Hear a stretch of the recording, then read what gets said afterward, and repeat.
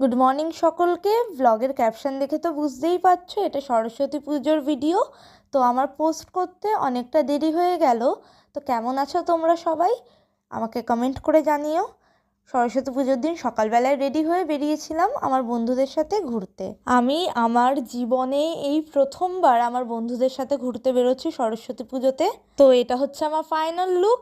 সোনাঝুরি হাট থেকে কিনে আনা পোড়ামাটির গয়নাগুলো দিয়ে আজকে সেজেছি। প্রত্যেক বছর এই দিনটা আমি আমার স্কুলগুলোতে যাই, তো এই বছরও তার ব্যতিক্রম ঘটেনি। তো আমি, মোহর, তৃষা তিনজন একসাথে ঘুরতে বেরিয়েছি। তো প্রথমেই গেছিলাম আমি যেখানে 11-12 পড়াশোনা করেছি সেই স্কুলে, দেন গেছিলাম 5 to 10 যেখানে পড়াশোনা করেছি সেখানে। এছাড়াও আমি আমার প্রাইমারি স্কুলেও গেছিলাম। তো স্কুলে গেলে তো বরাবরই খুব ভালো লাগে, ওখানে গেলে ভীষণ নস্টালজিক ফিল হয়, মনে হয় অনেকটা বড় হয়ে গেছি। যখন নিজের টিচারদের সাথে দেখা হয়, কথা হয়, তখন তো আরও বেশি ভালো লাগে। তো আমাদের বেলঘরিয়াতে যতগুলো সরস্বতী পুজো হয় কম বেশি আমরা সব জায়গাতেই গেছি, গিয়ে ঠাকুর দেখেছি, ঘুরেছি, অনেকক্ষণ সময় আমরা একে অপরের সঙ্গে কাটিয়েছি।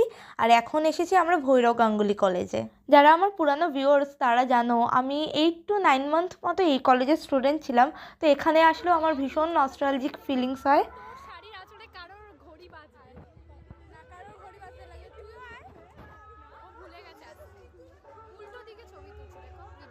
তো এরপর ফুলমিরা ফোন করে বলল ওরাও বেরিয়েছে, বেলঘরিয়ার এখানেই রয়েছে, তো আমাদের সাথে দেখা করার জন্য।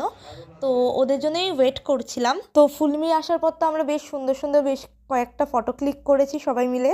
দেন যাওয়া হয়েছিল বেলঘরিয়ারই একটা ক্যাফেতে। আমাদেরকে এক প্রকার জোর করেই নিয়ে গেছিলো ওরা, কারণ আমাদের তো অলরেডি লাঞ্চ হয়ে গেছে, ক্যাফেতে গিয়ে খাওয়ার মতো ক্যাপাসিটিও সেই মুহূর্তে আমাদের ছিল না, তাও জোর করে আমাদের নিয়ে গেছিলো। যাই হোক, ওখানে গিয়ে আমরা ভীষণ মজা করেছি।